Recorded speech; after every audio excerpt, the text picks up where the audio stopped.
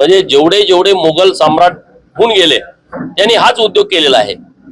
मुलींचं छळ करणं, त्यांना शोषण त्यांचं करणं, महिलांचं शोषण करणं, त्यांचं धर्मांतरण करून घेणं, लव जिहाद सारखा प्रकार करणं, बोर्ड जिहाद सारखा। मालेगावला तुम्ही बघितलं 1,93,000 मतानं पुढे असणारा आपला खासदार तिथं गेल्याच्या नंतर 1,97,000 पुढच्या माणसाला मतं पडतात आणि यांना फक्त 3-4 हजार मतं पडतात। वोट जिहाद। तुम्ही एखाद्या मोहल्ल्यामधलं मतदान बघा, तुम्ही 1,000 मतदान झालं 10 मतं सुद्धा विरोधात जात नाहीत।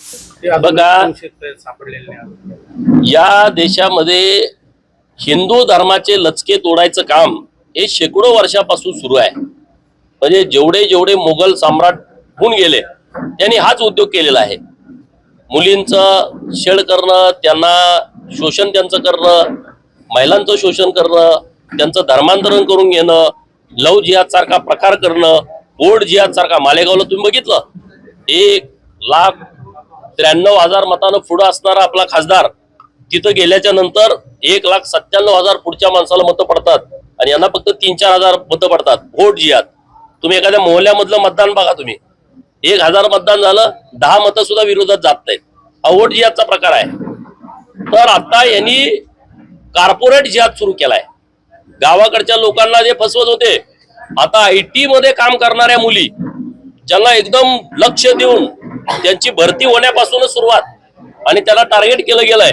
आणि हे जे TCSचं प्रकरण नाशिक मध्ये पुढे आलंय त्यामध्ये 9 मुलींनी तर डायरेक्ट FIR दाखल केलेली आहे। एक तर मुलगा आहे, त्याचं धर्मांतरण केलं, त्याचा व्हिडिओ तुमच्या सगळ्या चॅनलवरती कालपासून चालू आहे। तर ही बाब अतिशय गंभीर आहे। हे मोठं षडयंत्र आहे, त्याच्या खोलामध्ये जाण्याची आवश्यकता आहे। आणि नाशिक पोलिसांचं कौतुक आहे, त्यांनी त्या निशा म्हणून जी HR होती पुण्यामध्ये बसायची, ती या सगळ्याचं मूळ सूत्रधार आहे। तर सगळ्यांच्या वरती कारवाई नाशिक पोलीस करताय। माननीय मुख्यमंत्री महोदय यांचं बारीक लक्ष या प्रकरणावरती आहे। काल पण त्यांनी या सगळ्या बाबतीचा आढावा घेतलेला आहे आणि हे रोज प्रकरण वाढायला लागलेले आहे। अहिल्यानगर जिल्ह्यामध्ये तर तुम्हाला माहित आहे किती प्रकरण घडतायत, रोज रोज रोज नवीन प्रकरण घडतायत।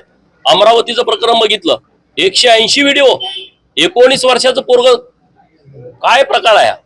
आणि म्हणून पोलीस अत्यंत गांभीर्याने या सगळ्या प्रकरणाकडे बघतायत।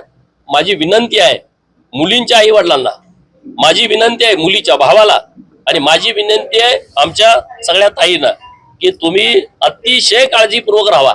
हा राजकारणाचा भाग नाही, हा हिंदू मुसलमान करण्याचा भाग नाही, हा भाग आहे हिंदू धर्माचं रक्षण करणं आणि आमच्या आया बहिणींची अब्रू वाचवणं।